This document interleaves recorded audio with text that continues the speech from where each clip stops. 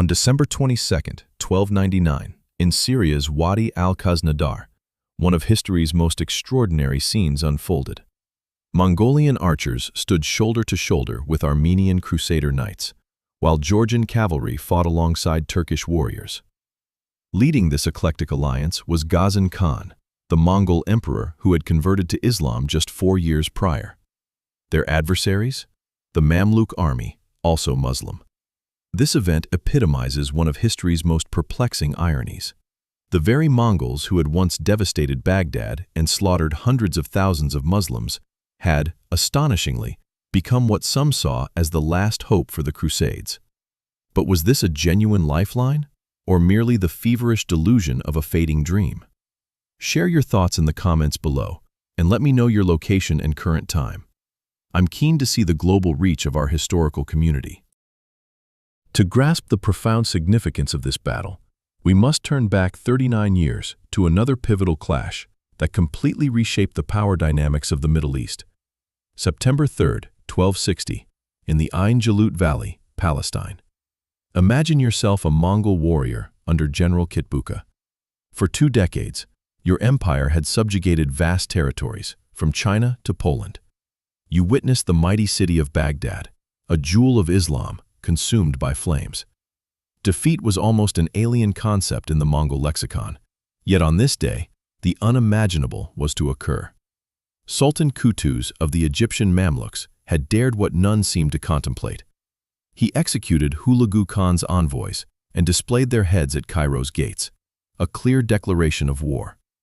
Now, 20,000 elite Mamluk horsemen faced a Mongol force of only 10,000 to 20,000 soldiers. Why such a small number? Hulagu Khan had been compelled to recall the majority of his forces to Mongolia following the passing of the great Khan Monk. Imperial politics took precedence over ongoing conquests. Kitbuka, a gifted Nayman commander and Nestorian Christian, was tasked with holding the conquered lands. The battle raged fiercely. Mamluk General Baybars employed the identical stratagem the Mongols had so often used to vanquish countless foes, a feigned retreat to lure the enemy into a trap. This time, it turned against the Mongols themselves. As victory began to tilt in favor of the Mamluks, Sultan Qutuz reportedly cast aside his helmet, shouting, "Wa Islama, oh, my Islam," and charged into the fray. The Mamluks' morale soared. Kitbuka fought until his final breath. Captured, he told Qutuz, "If I die by your hand, I will consider it God's will, not yours. Do not be deceived by this victory for a moment. When news of my death reaches Hulagu Khan, the ocean of his wrath will boil, and from Azerbaijan to the gates of Egypt, the earth will tremble beneath Mongol hooves." Yet, this prophecy remained unfulfilled. Kitbuka was executed, the Mongol army was decimated, and for the first time in history, the Mongol Empire suffered a decisive defeat in an open conflict. Ain Jalut did more than save Egypt. It spared the entire Islamic world from Baghdad's fate. Beyond that, it transformed the Mamluks into the dominant power of the Middle East and the sworn adversary of the remnants of the Crusades. This placed the Christian kingdoms of the Middle East in a precarious situation. To understand why, we must consider a small but incredibly significant kingdom. Imagine being the ruler of a minor nation caught between 2 warring superpowers. What would be your course of action? This was the dilemma faced by the Armenian kingdom of Cilicia, a Christian state on the Mediterranean coast within modern-day southern Turkey. In 1247, King Hethum I made a daring and controversial decision. He willingly submitted to the Mongol Empire. Not out of affection for the Mongols, but from a clear understanding of power dynamics. Hethum embarked on an extraordinary journey from Cilicia, across Central Asia, all the way to Karakorum, the Mongol capital. Consider the magnitude: a Christian king traversing thousands of miles of deserts and mountains to meet with the great Khan Monka. This was not the act of a coward, but of a pragmatic statesman, and his strategy bore fruit. When the Mongols attacked Baghdad in 1258, Armenian forces fought alongside them. When the Mongols captured Damascus in 1260, the Armenians were there. In return, the Mongols protected Armenia from Mamluk and Seljuk incursions. However, after Ain Jalut, everything changed. The Mamluks were now the region's preeminent force, and they had not forgotten Armenia's alliance with the Mongols. In 1266, the Mamluk Sultan Baybars, the very general who secured victory at Ain Jalut, ravaged Armenia. Cities were razed, people massacred. Even Hetham's sons were killed or taken prisoner. To those who today criticize Hetham I's decision, I suggest considering this. Without the Mongol alliance, Armenian Cilicia might have been utterly destroyed even sooner. History sometimes offers only the least terrible choices, not truly good ones. By the close of the 10th century, Armenia found itself in a dire predicament. Mamluks were attacking from the south, while Turks were pressing from the west. The Mongols, their sole allies, were embroiled in internal disputes and clashes with other Mongol factions. Yet, amidst this hopeless era, a new opportunity emerged, not from Europe, but from Persia. There, a young Mongol leader had just embraced Islam and was preparing for a significant war. In 1295, Ghazan Khan, the great-grandson of Hulagu Khan, did something entirely unexpected. He converted to Islam. Consider this for a moment. His great-grandfather had orchestrated the slaughter of hundreds of thousands of Muslims in Baghdad. Hulagu had obliterated the House of Wisdom, a repository of Islamic knowledge, and killed Caliph al-Mustasim by wrapping him in a rug and having horses trample him to death, as Mongol law forbade spilling royal blood. Now, his descendant was becoming a Muslim. Why? The answer is more complex than many assume. Ghazan was no fanatic. He was described as remarkably intelligent, fluent in numerous languages, including Mongolian, Persian, Arabic, Chinese, Tibetan, and even European Frankish. He was deeply interested in science, astronomy, and history. His conversion was partly a political maneuver, aiming to secure the backing of the Muslim Naro army in his quest for the throne. However, a deeper motivation existed. The majority of his Ilkhanate's population practiced Islam. To effectively govern, he needed to legitimize his rule in their eyes. Peculiarly, even after embracing Islam, Ghazan continued to wage war against the Mamluks, who were also Muslim. Why? For Ghazan, this was not a religious conflict. It was about power. The Mamluks had decisively defeated his great-grandfather at the Battle of Ain Jalut, humiliating the Mongol Empire, an affront Ghazan found intolerable. Furthermore, Ghazan presented a clever theological argument. In his letters to the Mamluks, he asserted that he was God's chosen instrument to cleanse Islam of its corruption. He accused the Mamluk sultans of tyranny and claimed that God had sent him, a Mongol, to restore justice. This was a compelling narrative that might have worked, were it not for one crucial problem. Ghazan needed allies. The only allies willing to fight alongside him were precisely the Christians whom his ancestors had once fought against. This is why, in the summer of 1299, when Hetham II, grandson of Hetham I, sent a desperate plea to Ghazan, the Muslim-Mongol emperor responded. And he didn't just respond. He assembled one of the most ethnically and religiously diverse armies in the history of the medieval Middle East. Imagine being a Syrian peasant in the autumn of 1299, watching this army march through your village. First, you'd see the Mongol cavalry, dark-skinned warriors with their formidable composite bows, riding small but resilient horses, around 60,000 of them. Next would come the Georgian fighters from the Caucasus, Orthodox Christians in heavy armor with crosses on their shields, numbering up to 40,000. Following them would be the Armenian Cilician forces under King Hetham II, 5,000 elite cavalrymen, also Christians, harboring a deep hatred for the Mamluks who had devastated their homeland.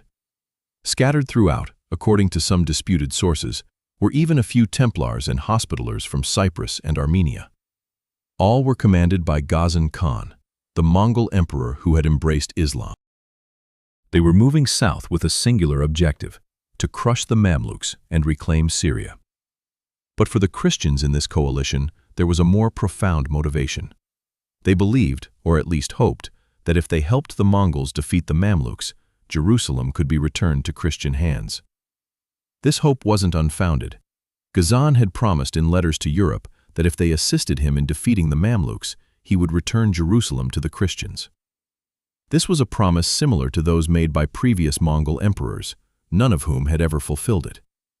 However, for Armenia, for the surviving crusaders in Cyprus, and for those who had witnessed the fall of Acre, the last crusader city, in 1291, this was their final hope. Jacques de Molay, the last Grand Master of the Knights Templar, spent the years between 1299 and 1303 attempting to coordinate with the Mongols. He tried to persuade European monarchs to dispatch troops and sought to unite the military orders. He even led a small fleet in 1300 for a raid on the Syrian coast, accompanied by Ghazan's representative. But Europe had forgotten the Holy Land. The era of the Crusades had concluded. European kings were preoccupied with their own wars, and the Templars and Hospitallers faced their own crises of legitimacy and finances. Therefore, in December 1299, when Ghazan Khan confronted the Mamluks at Wadi al-Khaznadar, his coalition primarily consisted of Mongols, Georgians, and Armenians. Western crusaders were almost entirely absent, but those who were present were about to witness a remarkable victory. December 22, 1299, 5 a.m., near Homs, Syria. The sky remained dark as Mamluk Sultan al-Nasir Muhammad observed the Mongol coalition forces arrayed against him.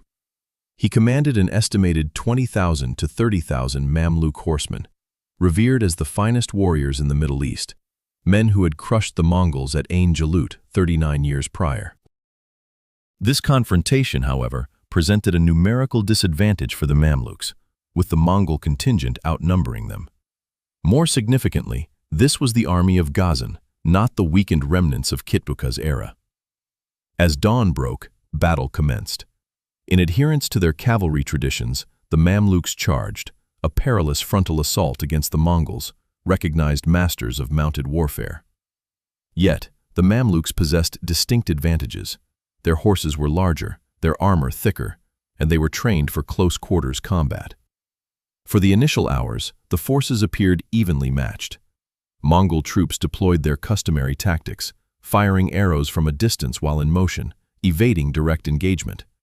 Nevertheless, the Mamluks pressed forward relentlessly, pushing them back. Then, the Mamluk right flank, led by commanders Isa Beluana and Balaban Alabak, suddenly faced a devastating barrage of Mongol arrows. Hundreds of Mamluk warriors fell within minutes, plunging the line into disarray. At this critical juncture, Ghazan signaled a counterattack. The Mongol heavy cavalry, less renowned than their archers but equally deadly, crashed into the vulnerable Mamluk flank. Georgian and Armenian forces joined the assault from the sides, and the battle descended into utter chaos. By midday, the Mamluk center began to buckle. News of the Mongol breakthrough on the right flank spread, but in a vast army stretched across a battlefield, such intelligence could take hours to reach other units. By the time they comprehended the gravity of the situation, it was too late. Sultan an-Nasir Muhammad ordered a retreat, a wise decision given that staying would have meant certain annihilation. However, the retreat quickly devolved into a disordered rout. What transpired next was remarkable, underscoring the intricate political landscape of the region. As the Mamluks fled south towards Damascus, they were assailed not only by the Mongols, but also by 12,000 local Maronite and Druze archers. These were Syrian inhabitants, some Christian, others Muslim, yet all shared a deep animosity towards Egyptian Mamluk rule. They seized this opportunity for independence. The Mamluks were pursued all the way to Gaza.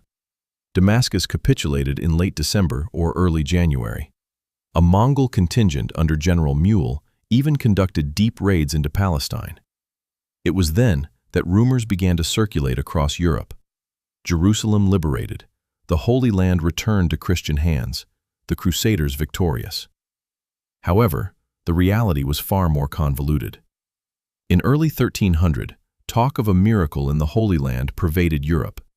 Churches offered prayers of thanksgiving. Merchants envisioned the revival of trade routes. Kings contemplated dispatching reinforcements. But in Syria, the actual situation bore little resemblance to these hopes. Yes, the Mongols had taken Damascus, and yes, they had defeated the Mamluks, and some Mongol detachments had raided Palestine. Yet, Information regarding Jerusalem remained uncertain. While some Armenian sources claimed King Hethum II visited Jerusalem, no other accounts, European, Mamluk, or even Mongol, corroborated this. It is most probable that Jerusalem was never actually occupied. At that time, it was a small, neglected town, lacking strategic importance. The Mongols were primarily interested in Damascus and Aleppo, cities of genuine economic and military significance. For Europeans, these nuances held no weight. They wished to believe in a miracle, and for a few brief months, they did. Then, everything unraveled. In February 1300, Ghazan recalled the majority of his army to Persia. Why? Some historians suggest their horses required forage, and Assyria, devastated by war, could not sustain such a massive force. Others contend that Ghazan received intelligence of an invasion from the Chagatai Khanate in Central Asia, necessitating the defense of his eastern borders. Whatever the motive, the outcome was the same. The Mongol army withdrew, leaving only a modest force of approximately 10,000 men under General Mughal. The Mamluks, under the command of capable leaders like Baybars al-Jashnakir, quickly reorganized. In May 1300, they launched a counterattack. Mughals' small contingent could not hold their ground and retreated. Damascus once again fell under Mamluk control. Armenian Hethum, too, had banked on Ghazan's return. Ghazan had pledged to return in the winter of 1300 to 1301 to attack Egypt, but never did. In 1301, the Mongols attempted another campaign, only for adverse weather to thwart them.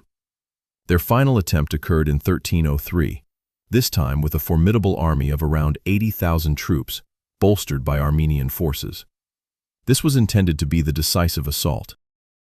However, by early March, and in the decisive Battle of Marj al-Safar near Damascus on April 21st, the Mongols suffered defeat. This was not a closely contested engagement. Having learned from Wadi al-Khaznadar, the Mamluks were better prepared and achieved a conclusive victory.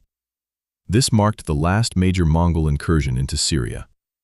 When Ghazan died in May 1304, at a mere 32 years of age, all aspirations for a Mongol-Christian alliance perished with him. Jacques de Molay and the Knights Templar had attempted to cling to a small foothold on Rewrote Island, off the Syrian coast, holding on to the hope of a Mongol return. In 1302, Mamluk forces besieged the island. The Templar Knights fought valiantly, but ultimately surrendered, having secured a promise of safe passage to Cyprus. This promise, however, was broken by the Mamluks, and the Templar Knights were executed. Thus fell the last Crusader stronghold on the Holy Land's mainland. Jerusalem would not return to Christian control until 1917, when the British captured it from the Ottoman Empire. So, did the Mongols rescue the Crusaders?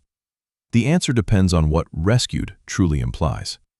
If you had posed this question to Hethum I, the monarch, in December 1299, in the aftermath of their triumph at Wadi al-Khaznadar, he would likely have affirmed it. Armenia had reclaimed lost territories, the Mamluks were shattered, and Jerusalem seemed almost within their grasp. Yet, if you had asked him the same question in 1304, after the ultimate defeat, with the Mamluks having recovered all that Armenia had lost, with Ghazan deceased, and with the last vestige of hope gone, his response would have been different.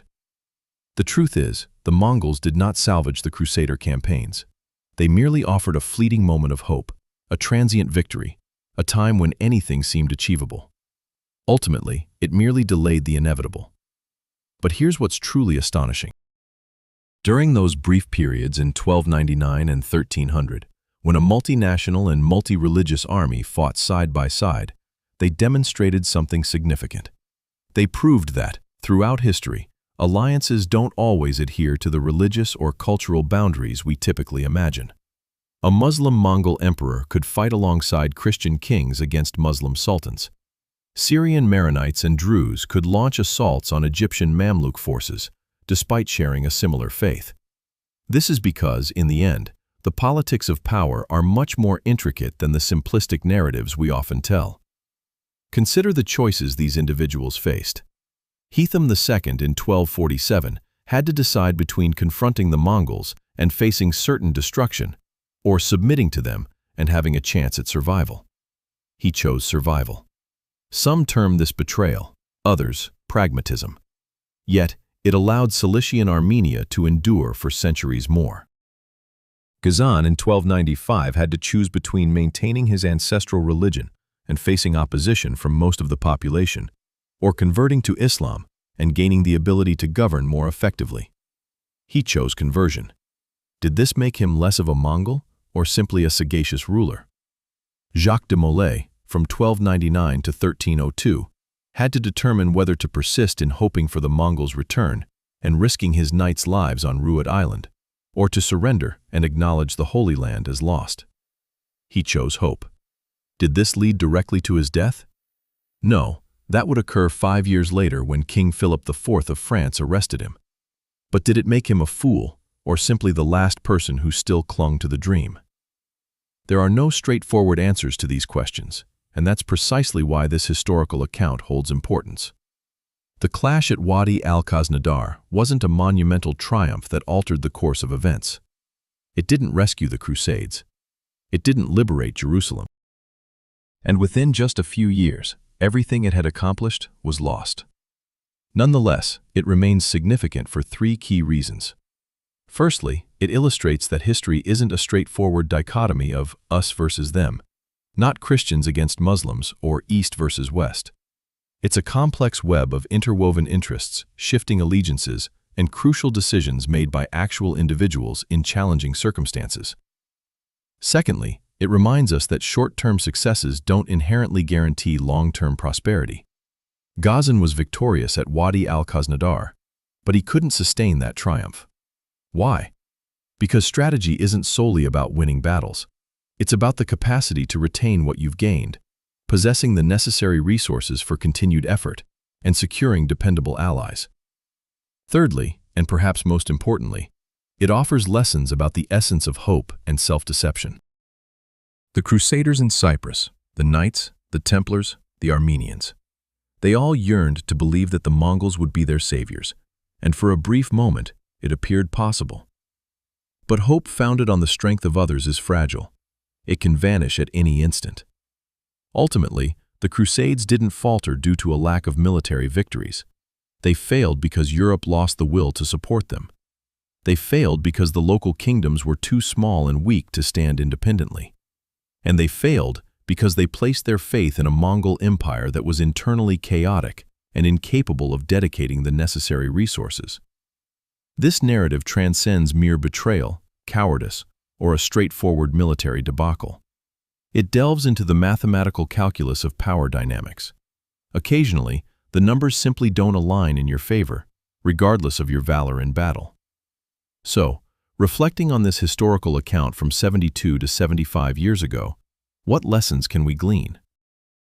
Primarily, exercise caution with alliances forged primarily on shared adversaries rather than converging interests. The Mongols and Crusaders were united solely by their animosity towards the Mamluks, lacking genuine common objectives or principles. Once Ghazan Khan's priorities shifted, the alliance disintegrated. Secondly, in desperate circumstances, individuals frequently make imperfect choices, subsequently facing harsh judgment from history. King Hethum I, Ghazan Khan, and Grandmaster Jacques de Molay all made potentially contentious decisions. However, their choices were made within the prevailing context of their era, based on evolving intelligence and confronting dire alternatives. It's easy to critique the past from a safe distance.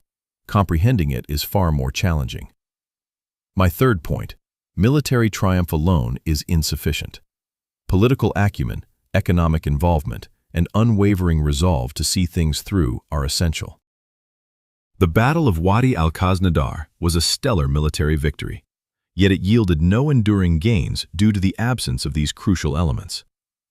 And finally, the fourth point, history doesn't always conclude with a logical resolution. Sometimes, the virtuous lose. Occasionally, hopes are dashed, and even magnificent victories prove futile. Nevertheless, these stories merit narration. They aid in grasping the essence of human struggle, the intricate nature of historical progression, and why simple solutions are seldom the correct ones. If this video resonated with you, and you're keen on discovering more captivating historical insights, hit the like button, subscribe, and activate notifications. And share in the comments what action you would have taken as Heatham II in 1299. Would you have aligned with the Mongols, hoping for a miracle, or accepted the end of the Crusades and sought peace with the Mamluks? There's no definitive right answer, but I'd be interested in your perspective. Thanks for watching. See you next time.